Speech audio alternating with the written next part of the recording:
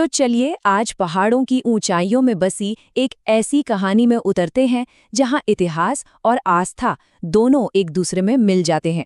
ये कहानी है मां डीबा की। जरा सोचिए, 9000 फीट की ऊंचाई। ये जो तस्वीर हम देख रहे हैं, ये पौड़ी गढ़वाल में मौजूद एक सिद्ध पीठ की है। सिद्ध पीठ मतलब वो जगह जहां कहते हैं कि की गई पूजा कभी बेकार नहीं जाती। और यही वो जगह है जो उस कहानी का सेंटर है, जो न जाने कितनी पीढ़ियों से इन पहाड़ों में गूंज रही है। दरअसल मां डीबा के दो मुख्य बहुत ऊंचे स्थान हैं। एक है रेंसुलियांग डीबा और दूसरा है खाटली डीबा। और सबसे दिलचस्प बात यह है कि इन दोनों जगहों की भौगोलिक स्थिति और मान्यता में कोई फर्क नहीं माना जाता। ऐसा लगता है जैसे दोनों जगहों पर एक ही दिव्य शक्ति का वास है। तो सवाल यही उठता है कि आखिर ये देवी हैं कौन और इनकी कहानी में ऐसा क्या है कि लोग इतनी मुश्किल चढ़ाई करके इनके दर्शनों के लिए आते हैं। आइए इस रहस्य को जरा और समझते हैं। इस कहानी का जो सबसे अहम मोड़ है वो तब आता है जब गढ़वाल पर एक बहुत भयानक संकट मंडरा रहा था।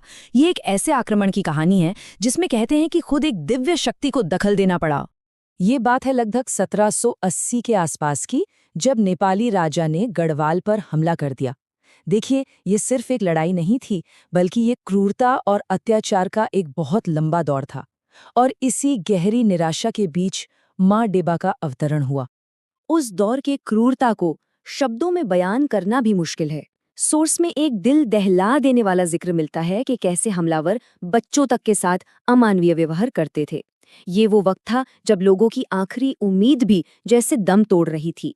अब जब ऐसे भयानक अत्याचारों से लोग तंग आ गए, तो उन्होंने अपने इष्ट देवी देवताओं को याद किया। सबने मिलकर एक ऐसे रक्षक के लिए प्रार्थना की जो उन्हें इस मुसीबत से बाहर निकाल सके। और तब लोगों की पुकार सुनी गई। कहते हैं मां डीबा ने एक 80 साल की बुजुर्ग महिला का रूप लिया। वो आकाशवाणी के जरिए लोगों को गोरखा हमलों से पहले ही सावधान कर देती थी और उनकी रक्षा करती थी। और इस तरह वो उस पूरे इलाके की रक्षक बन गई। अब कहानी आक्रमण से हटकर आस्था की एक और परत पर आती है। ये उन व्यापारियों की कहानी है जिनकी भक्ति ने एक नए पूजा स्थल को ही जन्म दे दिया। आगे बढ़ने से पहले ढकेरिया शब्द को समझना जरूरी है। ये उन व्यापारियों के लिए इस्तेमाल होता था जो अपना सामान बेचने के लिए पहाड़ी रास्तों से बहुत लंबी और मुश्किल यात्राएं करते थे। ये जो पुरानी तस्वीरें हैं, ये ढिकड़िया डीबा मंदिर की हैं। और एक बात पर ध्यान दीजिए, ये मंदिर किसी मुश्किल चोटी पर नहीं, बल्कि उस पुराने रास्ते पर बना है जो कभी इन व्यापारियों की चहल पहल से गुलजार रहता था। तो हुआ ये कि ये व्यापारी जब रामनगर की यात्रा करते थे, तो थकान की वजह से 9000 फीट ऊंचे मुख्य मंदिर तक नहीं जा पाते थे। तो उन्होंने क्या किया? उन्होंने रास्ते में ही मां डीबा को याद करके भेंट चढ़ाना शुरू कर दिया। और बस धीरे धीरे वही जगह एक स्थायी मंदिर बन गई, जिसका नाम पड़ा ढकड़िया डीबा।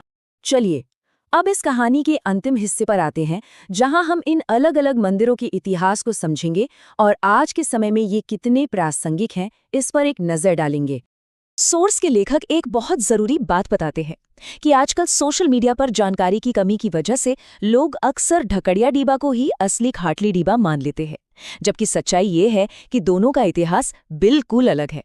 तो जरूरी बात यह है कि रेंसुलियांग और खाटली डीबा ये वो प्राचीन ऊंचे मंदिर हैं जहां देवी ने गोरखा युद्ध के समय दर्शन दिए थे। और वहीं ढकड़िया डीबा मंदिर व्यापारियों की भक्ति और उनकी सहूलियत से बना एक नया पूजा स्थल है। दोनों की अपनी अपनी कहानी है। मतलब भले ही इन मंदिरों के बनने की कहानियां अलग अलग हों, लेकिन इनके केंद्र में एक ही शक्ति है, मां डीबा। और ये दिखाता है कि आस्था अलग अलग रूपों में अलग अलग जगहों पे सामने आ सकती है, लेकिन उसका जो सार है वो एक ही रहता है। और अंत में मां डीबा की ये पूरी कथा हमें गहरे सवाल पर छोड़ जाती है कि जब इतिहास क्रूर हो और हालात बेहद मुश्किल, तो कैसे इंसान की आस्था ही उसकी सबसे बड़ी रक्षक बन जाती है। इस पर सोचिएगा जरूर।